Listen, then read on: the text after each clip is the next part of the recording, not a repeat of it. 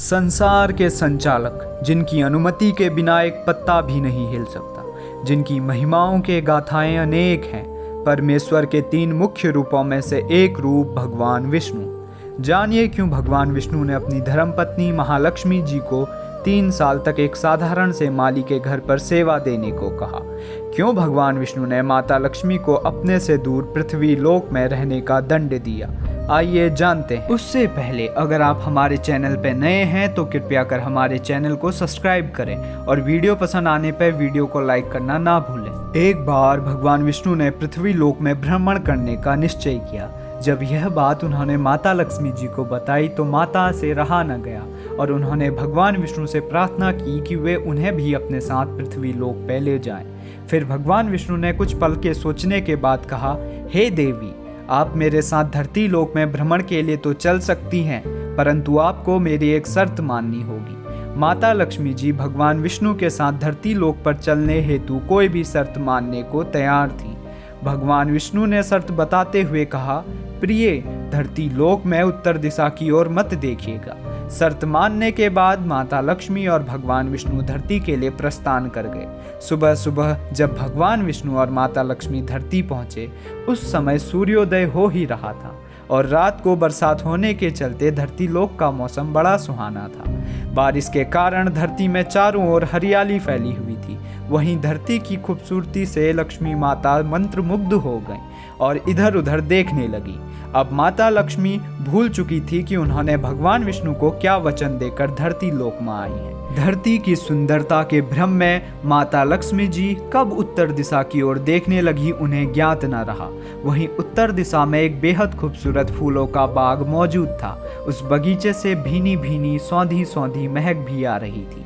लक्ष्मी माता जी से रहा न गया और बिना सोचे वे बाग में पहुंच गई। बगीचे में कुछ सुंदर फूल तोड़कर माता लक्ष्मी जब भगवान विष्णु के पास पहुंची तो फूलों को माता के पास देखकर भगवान के आंखें भर आई। भगवान विष्णु ने माता लक्ष्मी से कहा कि हे देवी, कभी भी किसी से बिना पूछे उसकी कोई वस्तु नहीं लेनी चाहिए। भगवान विष्णु ने माता लक्ष्मी को शर्त याद दिलाते हुए उन्हें यह सजा दी कि जिस बगीचे से उन्होंने बिना अनुमति के फूल तोड़े, उसी बाग के माली के घर उन्हें 3 साल तक सेवा देनी होगी और 3 साल बाद वे वापस से वैकुंठ धाम प्रस्थान कर सकेंगी।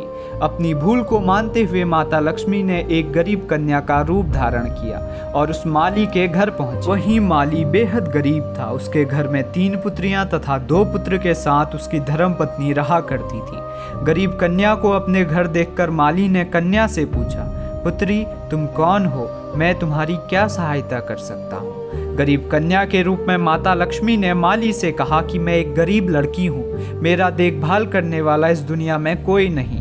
मुझे अपने यहाँ कोई काम दिला दो, मैं आपके घर का काम कर दिया करूँगी। माली बेहद दयालु था। उसे कन्या को देखकर काफ़ी दया आई। घर पर 6 लोग होने के बावजूद भी उसने गरीब कन्या को बेटी के रूप में स्वीकार कर लिया। माता लक्ष्मी के घर आने के बाद माली की अच्छी खासी कमाई होने लगी, जिससे वह घर बड़ी आसानी से चला लेता था। इसी तरह दिनों दिन माली की आमदनी भी बढ़ने लगी। माली सोचने लगा कि यह कोई साधारण कन्या नहीं आई, बल्कि साक्षात देवी स्वरूप है। धीरे धीरे 3 साल बीत गए। अब माता लक्ष्मी का वैकुंठ धाम जाने का समय हो चुका था। माता लक्ष्मी ने माली और उसके परिवार को दर्शन दिए। माली माता से क्षमा मांगते हुए कहता है कि हे माँ, मुझे माफ़ कर देना, मैंने अनजाने में आपसे घर के कार्य करवाए। माली की सच्ची निष्ठा और दया भावना से माता प्रसन्न हुई और उसे आशीर्वाद देकर वैकुंठ धाम के लिए प्रस्थान करने लगी। तो दोस्तों, ये कथा कैसी लगी नीचे कमेंट में बताना ना भूलें और यदि आप हमारे चैनल पर नए आए हैं तो प्लीज़ हमारे चैनल को सब्सक्राइब करें।